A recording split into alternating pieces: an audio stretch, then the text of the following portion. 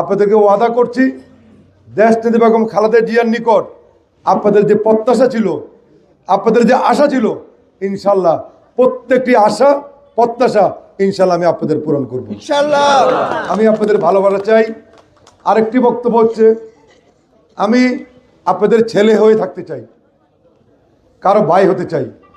আমাকে অন্য কোনো সম্মানে মর্যাদা দেওয়ার দরকার নাই। আমি সবচেয়ে বেশি খুশি হই যখন কোনো মুরব্বী আমাকে নাম ধরে ডাকবেন, আমি খুশি হব। আমি আপনাদের কাছে নেতা হতে আসি নাই। আমাকে এই এলাকায় বেগম খালেদা জিয়া আমাকে দায়িত্ব দিয়েছেন নেতাগিরি করার জন্য না, আপনাদের সেবা করার জন্য, দায়িত্ব পালন করার জন্য। আমি ইনশাল্লাহ আপনাদের ওয়াদা দিচ্ছি, উনি যেই আমানত আমাকে দিয়েছেন, আমি ইনশাল্লাহ সেই আমানতের প্রত্যেকটি কাজ অক্ষর অক্ষরে আমি ইনশাল্লাহ পালন করব। যখনই মনে চাবে যে আমাকে আপনার দরকার, তখনই আপনি আমাকে পাবেন।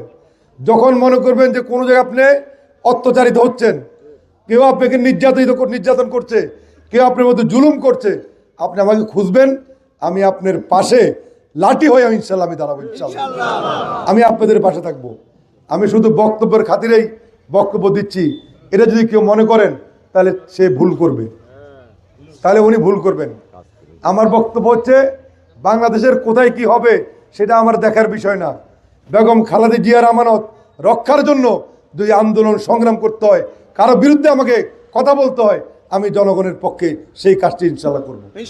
বেগম খালেদা জিয়াকে যেভাবে আপনারা ভালোবেসেছেন, যেভাবে ওনাকে আপনারা সহযোগিতা করেছেন, আমি ওনার একজন প্রতিনিধি হিসাবে, এই দলের একজন ত্যাগী কর্মী হিসাবে, একজন নির্যাতিত কর্মী হিসাবে আমি আপনাদের কাছে সেই সহযোগিতা চাই ইনশাল্লাহ।